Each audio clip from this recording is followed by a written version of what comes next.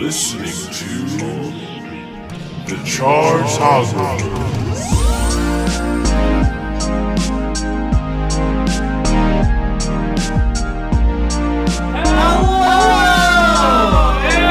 You're listening to the Chartographers, music loving podcast, music loving people ranking albums, things that we do. And hey, guess what?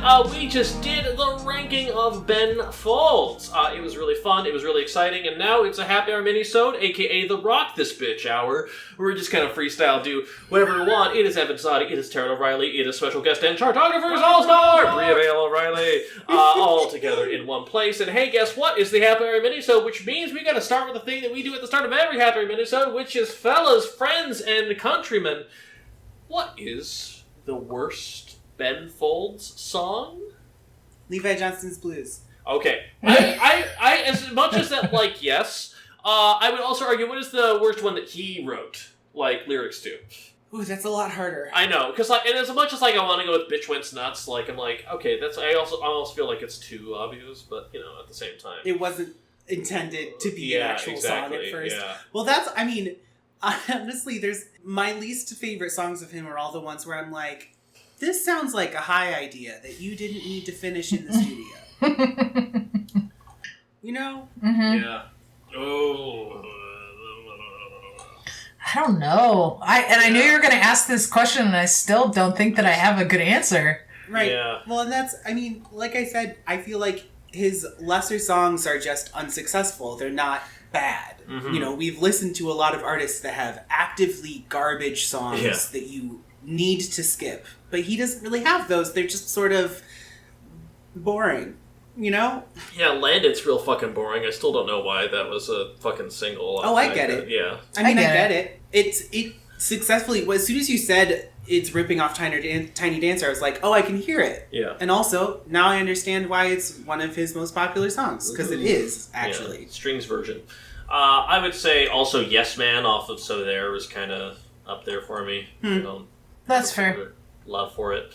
Yeah, what do you say? Yeah, I don't know. I'm looking through. I would agree with Yes Man. I also, and I know Taran, you like like it as a song without the words, but I think F10DA is not necessary in the world. Yeah, no, I agree with that. I think Evan liked it. Yeah. Oh, okay. Yeah, one of us liked it. Yeah. Yeah, that might be the winner for me. Also, we didn't talk about There's Always Someone Cooler Than You off of Sunny Speed Graphic. Take the fuck out of that. You dig the fuck out of it? I do. Good. Yeah. I like that one. Yeah. I also wanted to mention, I love Cologne, but it doesn't become an all-timer for me until you put on the piano orchestra version. I think that song didn't even register with me until I saw the music video, which is the piano orchestra version, and I was like, okay. It just sort of pumps up the majesty a little bit, which I'm always a fan of. I saw that porno the other night. Oh, God. Pumps up the majesty. Really solid quality stuff. Yeah. I actually, while we're talking about, and I think this came up in the full one too, but I don't really need Errant Dog in my life. Ooh, okay, yeah. That's good. This dick be crazy. I can't control it. What are you gonna do? I'm on wife 5. My life is crazy. I know. I mean, he is. Did either of you watch The Sing Off? Yeah. A little bit. I watched the first... Well, no. I watched highlights from the first 2 seasons, but I watched the 3rd season that had Pentatonics in its entirety. How was he as a judge? He's fantastic. Yeah. Very, very knowledgeable. I mean, when we're talking about a musician who knows what he's doing, if you know piano as well as he knows piano very clearly, you know how to talk you know how to talk arranging, because arranging is all, you know, making the notes fit together, which is what playing piano is. So it's sort of, if you're going to be a strong arranger, I think piano is almost a required skill. And yeah, so when we're talking about the sing-off, I mean, he's very knowledgeable about like what works and doesn't, both sonically as well as like energy and performance-wise. You know, by this point he had been a full-time musician for a full decade more. Yeah, 2 decades, I think, right? Yeah, because he started in 92, I think. Yeah. So, you know. So when I interviewed him, they mentioned how when they did the show, they initially filmed the first 3 episodes like all in a row together, and so they gave him this packet, and it was just like it's a packet of things to say, of just like, okay, so this person they just got in a fight with their girlfriend, and this person they come from a poor neighborhood, you know, like for each of the different groups that were competing, and they're just like, you need to read the packet. You need to say the things in the packet out there. And he's like, okay, cool. Yeah, no. And he said that he's like, he had the packet. He's looking at it. He's like, I'm going to read this. I'm going to read this. And as soon as the performance happened, he's like, okay, that bass is off right now. And we need to get you in line with the tenor right now because this is not working. And so he is saying, using a lot of musical terms and whatnot. Yeah. I mean, that was why that show was so good, was because it was a member of Boyz II Men, I can't remember which one, him and Sarah Bareilles, who all... I mean, really know not just music, but singing and vocal harmony. And, you know, obviously Boyz II Men is a vocal group. That's their whole thing, is making multiple voices work together. And we talked about how Ben Folds is, like, early on almost known for the way that he uses backing vocals, which is a lot of what a cappella is. And then Sarah Bareilles, similarly, you know, very fluent in piano, was in an a cappella group in college. So, like, these were all people who spoke with a lot of knowledge about the music and about the way that they could have, like, changed the arrangement to make it be more effective, and, like, real tangible career advice, and not just like, oh, you're on a reality competition, so here's your story. Like, it was so much more than that, and that's part of why it was so entertaining to me. And he mentioned how after they filmed the episodes, they're just like, didn't read the effing packets. You need to read the packets. And he's like, I'm going to lose this fucking job. And then they actually went to air. And he says that the only time he's ever been the #1 search on Google was after the airing of the first episode of The Sing-Off, when he started using musical terms and people were trying to look up who he is. And that's what listeners responded to the most. Mm-hmm. And so then at that point, no one really... Well, again, it's a show about a cappella. Right! It's the only people watching it are choir nerds. So of course that's what they want to hear. Yeah. And he also said that it was disappointing too, because like they're getting ready, like the biggest reason they were always on the verge of cancellation because they hadn't made a hit group, you know, from it the way American Idol had. And then of course the 3rd season, like, oh, Pentatonics, they're a thing, and of course then they get canceled at that point. But also it was fun too, because he's like, I've never seen American Idol. I didn't realize they didn't talk about music in American Idol. And it's like, oh shit. They didn't really though. Yeah. No, it's about being famous. It's not about being a good performer. I mean, you know. And we didn't mention in our list of albums that we were ranking and not ranking, we did not mention his a cappella university choir album that he put together too, because he's so enmeshed in that world. Apparently he just flew around to different university choirs and just had them do arrangements of his songs, and just of you know, Brick and Effington, you know, his 2 biggest hits. You know, and it was just so, I don't know, it's just really, really interesting. He's got a lot of just interesting ideas, but he's also at a point too where he can just kind of do that right now too. He has that freedom. I don't think he's beholden to having to make another big commercial hit anymore, which is still funny given the fact that the Saturday Night Live 9 was his first album to ever debut in the top 10 on the Billboard charts. The charts are weird though. I think that just has to do with people being so excited there was another Ben Folds 5 album. Yes. Right. It wasn't, you know, because the album was good necessarily. It was like, all oh my god, they haven't... fans stayed at home. All those Fraggle Rock fans were like, damn, I gotta get this. Uh-huh. That's right. That's a reference to the music video of Do It Anyway, for those of you who I didn't even... Have you seen it? No. Oh yeah, there's That's Fraggle Rock? It's with the Fraggles. That's fun, great. you should watch it. I will enjoy it very much. And Anna Kendrick for some reason too. Because she's everywhere. Because why not? People are always surprised that she can sing. She has a show on Quibi. Ooh, yeah. Well, you rock this bitch. Your dad was in the crowd for that. That is the thing where every time he goes to a date, he invents a new song using the phrase "rock this bitch" of whatever type of capacity. And he's apparently, as we were discovering in the Spotify archives, he's put out actually a surprising number of versions of that song out there. Yes. Well, yeah, the original was on the Ben Folds Live album from 2002, which also, I feel like, because that was still in his quote-unquote golden era, I feel like most of his fans probably got that, because as far as, like, when you look at Spotify, the streaming numbers are just as high for that live album as any of these other early records. And in fact, Tiny Dancer is one of his more popular songs, the cover off of that live album. I think you mean Landed.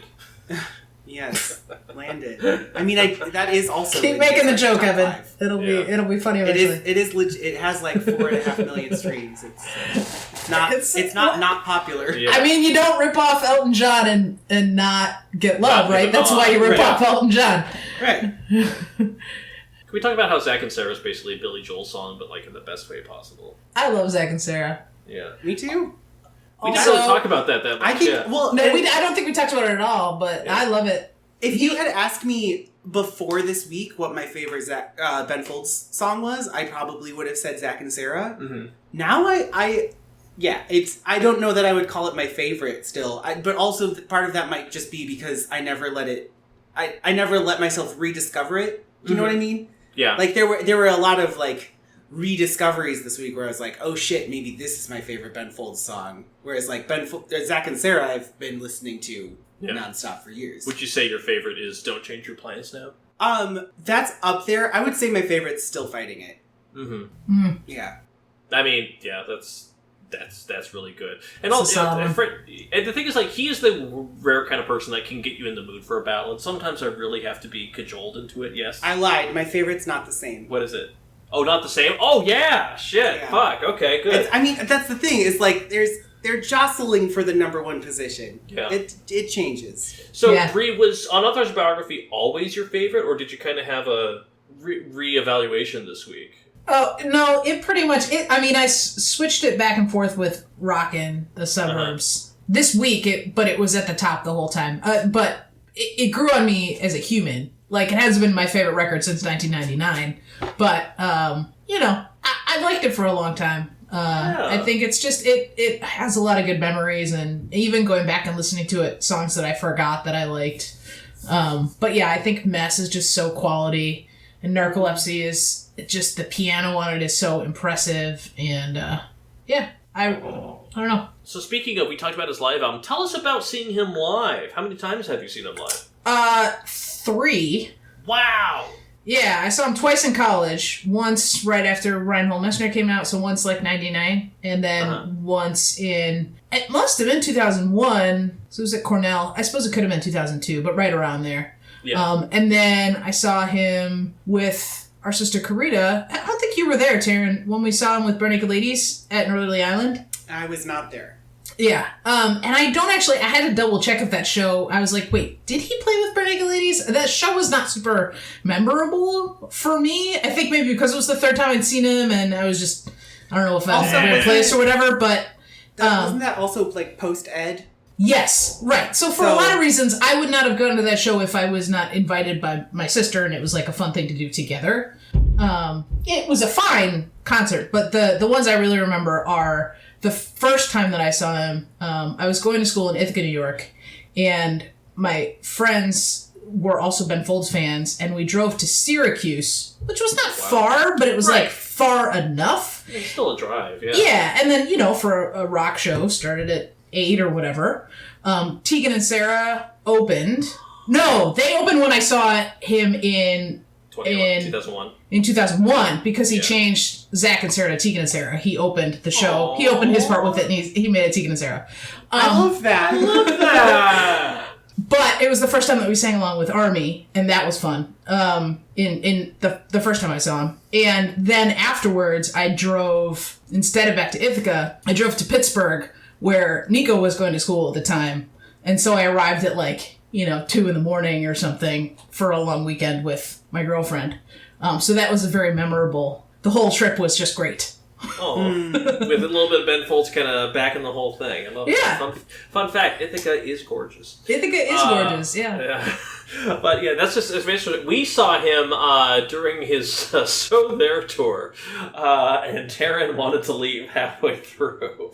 I always feel bad when that happens, but it just it didn't have the same energy. Right, he was also performing with Y Music, and it was a whole thing, and it was just, he'd been doing, this is his, third or second decade of, as a recorded artist there, so he kind of had a... I also didn't love the record. Yeah. Like, you know, I had listened to it and been like, these are songs. Yeah. I still thought it would be fun to see him live, but... It was not fun. It was not. It was not. I don't know. He was very fun in the early... Oh, I can imagine. In the early 2000s, when he was still loving life. Another sort of on topic, but he also has the live album from 2005 with the Perth Symphony Orchestra on Spotify, and there's definitely a few, like, essential versions on there for me. Like... That version of Steven's Last Night in Town, incredible. Because, like, it's already, like, a fully produced song to begin with, but then to hear it, like, almost Rhapsody in Blue style, where it's just, they threw everything at it. It's quality stuff. Agreed.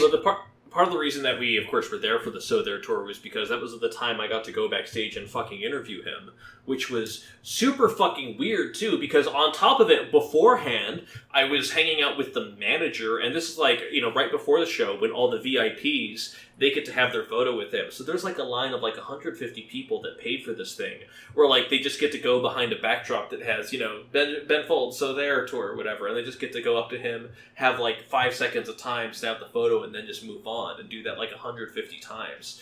And I remember just like, I talked to the manager, like, is he cool with this? He's like, yeah, he's kind of got used to it, you know, after a while. And so then I see him, you know, backstage in his dressing room.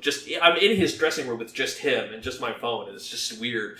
And there's like, literally, there's a bottle of whiskey, and it's like down to like the last like 1/20th of whiskey still left in there, just kind of hanging out there. He's just kind of wandering around. He's done a billion interviews before. Here's another one. And just like kind of talked to him a bit. The first question was a little bit dismissive, but then he kind of, once he realizes I did my research on the questions, he's kind of getting into it a little bit more. And I kind of ask him about that too, of just like, how was it, you know, weird doing all those photos? And he talks about like, I mean, it's at this point where it's very mechanical, so I don't have to spend a lot of time with the people, but it's still really interesting to hear people just be like, I played this song at my wedding, and this song really got me through a divorce. And just like, people just kind of like, he's kind of, I think he's been famous long enough. He's kind of blasé to whatever impact he's had on people's lives to a degree, because, you know, when you're famous, you're in a different, you know, echelon than anyone else like that. But then I felt super weird because we had a pretty good discussion once he kind of broke down a little bit. But at the very end, I'm like, hey, I know this is very ironic because I know you just did this 150 times out there, but do you mind if we get a photo together? And he's like, sure. But the thing that was also really funny was that I mentioned that the Wi-Fi at Taran's parents' place is literally, the name of the Wi-Fi is B-Folds 5. And I mentioned that to him, and he was like, I really like that. He really dug that for some reason. He was just like, of course they would. Like, not realizing that Ben Folds was such a big part of the O'Reilly household growing up. I'm curious as to what your dad said, if he had any insights specifically into why he loved Ben Folds specifically, too. I mean, I don't think he said any big things that were different from what we've been talking about. I mean, I think his favorite is probably also Rockin' the Suburbs, but... You know, we talked about how it's a really strong debut. For a debut, it's sort of crazy how there aren't really big, weak songs on it, and how... Yeah, I don't know. Yeah, okay. The thing that's interesting, though, I was just looking up his Twitter history, recent stuff, and he has a Patreon open right now. And it's a one-tier Patreon where you can pay $10 a month to see him give music lessons and, you know, talk about recording his upcoming album. But he has over 1,200 people that are subscribed to his Patreon. So he's making $12,000 a month just doing Patreon videos, which is kind of wild to be at. Like, it's one of the things where I know he wrote his biography, and, like, you know, he is probably one of the bigger cult artists. Like, his commercial heyday is long and gone, but he has worked quite a bit as a arranger and co-writer, too. He's worked with Amanda Palmer on quite a few things, Sarah Bareilles, and, of course, Kesha on the song Rainbow off of her album of the same name, which is a phenomenal record, one of my all-time favorite albums, probably. I know it's on Karita's top 10 list, too, but it's just, I'm like, he's in the music video even, too, of just him. Of course, like, he would come in and do a wild arrangement for that kind of song, too, because what else would you do? Get that pop money, baby. I don't know, it's just interesting. I don't know any other, like, major collaborations or co-writes. I really like that Ben's EP he did with Lee and Queller. Well, he did the William Shatner album. He did do the William Shatner album, because, here's the thing. His fucking In Love off of Fear of Pop is so goddamn good. I love that song so much. I actually haven't heard the William Shatner album all the way through. Oh, I think it is at the very least interesting. whether or not it's like quality and I want to hear it, I'm not totally sure, but that's how I feel about most of William Shatner's musical output. It's interesting. And for that matter, Leonard Nimoy's too. Yeah. It's fascinating that it's here. Yeah. Bilbo Baggins. Sure. Yeah. Yeah. Well, any other crazy, wild, wonderful Ben Folds thoughts? No, but go ahead, Taran. I mean, I was just gonna say there's still so many like B-sides and rarities I feel like we haven't touched on. Like? Well, you wanted to talk about Rufus Wainwright. Yeah, I was going to say, speaking of foundational to our family, or at least popular in our family, Rufus Wainwright. Right, yeah. So then when they collaborated, it was like, whoa! But yeah, their cover of Careless Whisper is also... It's very good. A highlight. Also... The Ben Folds 5 cover of Video Killed the Radio Star is really fun. And She Don't Use Jelly. They do it like a loungy rework. Lounge version? It's super fun. I know a girl who... Yeah. Mixing all of our favorites together. We will cover every artist who's worked with the Flaming Lips at some point together in our goddamn podcast. Yeah, we're going to do a Miley Cyrus episode and include Dead Pets. I hear low key. I'd be really fucking fascinated to see how that turns out. Not gonna lie. Include her like early Disney include Channel, her EP, the song that she did with RuPaul. Oh God! Bitch, I got catitude. Nope. No, but I mean, Kesha was also on the Flaming Lips Collaborative EP too. Erykah Badu. There's so many other things we could do on there. Erykah Badu, that'd be a good one too. But yeah, I mean... Erykah Badu. Bree is outright rejecting this altogether. So Bree, I need to know genuinely, were there any albums that were like discoveries for you this week? Like things that you had never really bothered to look into or anything? Well, yeah, both of the most recent ones, Sound of the Life of the Mind and So There, I knew that they existed, but I was kind of, Ben Folds' heyday has passed, and so I didn't really pay attention to them before this week, and I was surprised by both of them, although ultimately, they ended up at the bottom, but there were some gems on there, some songs that I like and will listen to again. I mean, and then of course we didn't talk about it in his rankings, but of course his Over the Hedge soundtrack, legendary. Well, that's a song from that ended up on Super Sunny Sweet Yeah, Graphics still. Yeah. Right. Well, I think even the other tracks from there are fine Ben Folds songs. Heist and Lost in the Supermarket, they have like sort of this is for a children's cartoon lyrics to them a little bit, but as far as songs go, they're not bad. Yeah, he's got some brass in there. I think I don't I know that I saw Over the Hedge. Yeah. I don't particularly recall it being a good film, but someone is playing those songs because they all have like 2 to 3 million streams on Spotify. Yeah, they were in his top 10. Which I'm like, I didn't realize this was a thing. Some people probably know him as the guy who did the Over the Hedge soundtrack. Oh, yeah, probably. Yeah. Which is just crazy. Hilarious, yeah. Which also had a version of Rock in the Suburbs with William Shatner. Yeah, the Kids Bop version. That's right. Did either of you listen this week to either of his 2019-2020 political songs? I've heard 2020. I didn't hear one from 2019.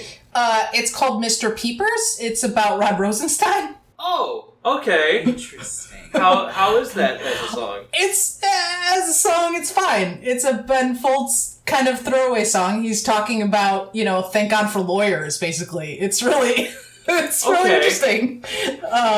I also know that he this last year in 2019, he was doing a podcast through an Arts Vote Reach Out program where he wanted to interview every presidential candidate. So he interviewed everyone from fucking Beto O'Rourke to Eric Swalwell. Beto O'Rourke was the biggest get that he got out of that. He did not really get to interview Bernie or Elizabeth or anyone else on there, so which is really interesting. But hey, it was a good effort though. Get to know the candidate. That's the thing. He isn't like he hasn't put out a new album in 5 years, but he's not doing nothing. Like, he also during quarantine has been doing like full weekly concerts from his house that are all in his YouTube. So he's put out like, a dozen or so hour and a half concerts in the last year too. Well, he did, I was reading on his Wikipedia, one of the very first live albums for, maybe it was YouTube, or maybe it was even back in like MySpace, but like one of the things where just everyone does that now, he did the very first one. Which I thought was interesting. I think it may have been the MySpace one too. Yeah, I remember there was the one, the Sessions at 54th, which is actually, I think, where I heard the Don't Use Jelly cover for the first time too. But of course, of course he would do that. And I remember hearing that, and it's one of those days in the early internet where you hear this thing like Ben Folds 5 doing She Don't Use Jelly, and you just get that single MP3 and you have no way of verifying whether or not this is actually true or not. Yeah. You're just like, it sounds like it. If it's not Ben Folds, it's a damn good imitation, but you have no idea like knowing exactly where it's to. But even it was funny too, because Taran even sent me the YouTube video for Bitches Ain't Shit. He's like, listen to this now before it gets taken down. And I'm right, cool, because it was an unofficial posting, and it's been completely stripped officially as of this year. That happened in June. Oh wow, I didn't even realize that. Oh yeah, it was like during the George Floyd protests, he decided that he did not want to support his cover of Bitches Ain't Shit That's anymore. actually, I really respect that. Because the lyrics are like specific enough to Black culture that he didn't think it was right that that was one of his more successful songs. And for a time, I remember him saying that after that cover came out, it was his second most requested song after Brick at shows. Like, even though it wasn't like a chart hit, it was viral enough that people were like asking for that. Right. So that also, and I am not, throwing my weight behind this, but I did read an article comparing various songs from modern popular musicals and the similar passages from Ben Folds songs. There were a couple from Dear Evan Hansen where it was like comparing like this section is very melodically similar, but also there's a song from Hamilton where like the underscoring sounds very similar to Ben Folds' cover of Bitches Ain't Shit. Interesting. That might be true too, because on the Hamilton mixtape that Lin-Manuel Miranda put together, he got Ben Folds to do Dear Theodosia off that too. So there was a very clear line of inspiration he was pulling from. Well, and I also feel like every piano player of a certain age knows a couple Ben Folds songs. Like, I feel like even though he wasn't a massive breakout star, he was absolutely a star among, like, suburban theater kids. And that's who's writing the musicals these days, Well, and he has, as mentioned a couple times in the full-length episode, he has a very musical theater-esque quality to some of his writing, and in fact wanted to, like, before moving back to North Carolina and becoming Ben Folds 5, he was in New York doing theater and considered not even doing music anymore for a minute. So... Mm-hmm. He's definitely got that theatrical in him as well, and so it's an easy progression. Well, I also feel like you could really jukebox musical the shit out of his discography. You could make a musical out of his already existing songs so easily. Oh, 100%. Listen, if they could do that with Jagged Little Pill by Alanis Morissette, you could easily do that with this here. I mean, he has like 24 unique characters, and some of them even already repeat, but even the ones that don't, I mean, the ladies of Ben Folds, right? There's like... Jane, Belinda, Sarah, Lisa, Kathy. Yeah. Literally half the songs on Rock on the Suburbs are names of people. Yeah. Fred. You can do it. The characters write themselves. It's easy to do. We can make it happen. Yeah. Ben Folds, if you're listening, please let us know. We can assemble this musical for you, Steven. It's going to be very easy to do. We can do it a full thing. Apparently, even one of the guys who did the Dear Evan Hansen, La La Land, Greatest Showman musical shit, he apparently gets occasional coffee lunches with Ben. Oh, yeah. Just like they talk about jazz records. They don't talk about musical projects at all. But it's just like, oh, okay, got it. I remember being... I haven't seen Dear Evan Hansen all the way through because, one, Ben Platt annoys me as a human, but also they did Waving Through a Window. They kept trying to make it to a real pop song moment. And because they initially released a cover of that song by Owl City. And when that didn't take off, they had another version of it by Katy Perry. So it's just like, ugh, okay. I'm sorry, is it 2010? Is this what you think is popular? Do you think 1,000 lightning bugs are going to give you hugs? Is that what you think's going to happen? We're going to do the Owl City discography for Chartographers. That's just good. Weird how everything ranked at the bottom. When Evan gouged his his eardrums out. Deer in the headlights, baby. Hey, so Bree, any other last Ben Folds thoughts, ideas, concerns? I'm curious because we talked a little bit about covers that he has done. He does them a lot. He loves doing them.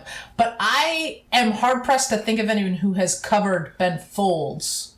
That's a very good point. Yeah, I don't think so. Like nobody does. And That's I wonder really why. Interesting.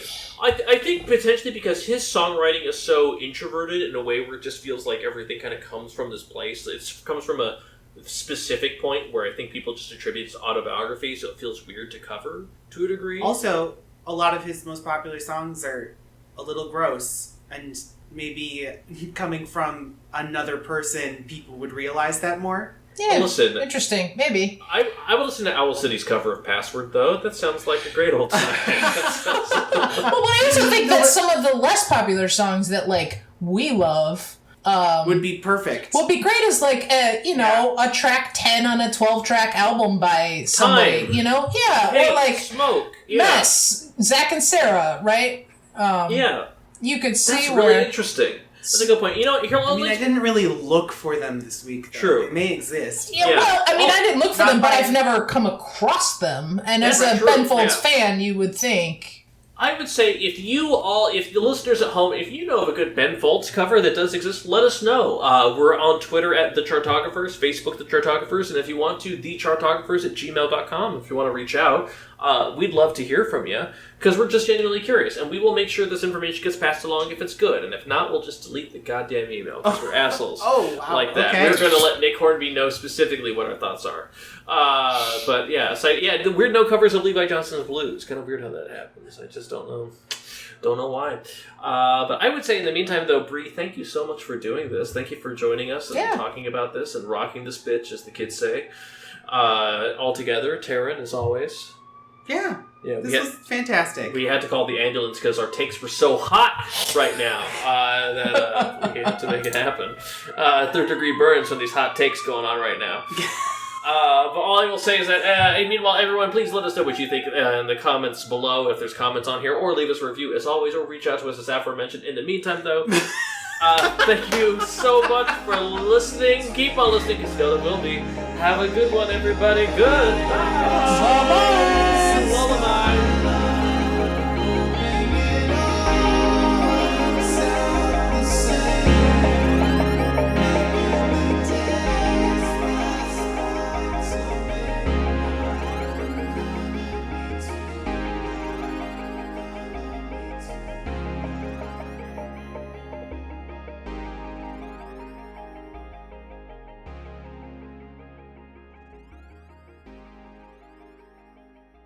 Ooh, I started getting a little spacey at the end there. Yeah.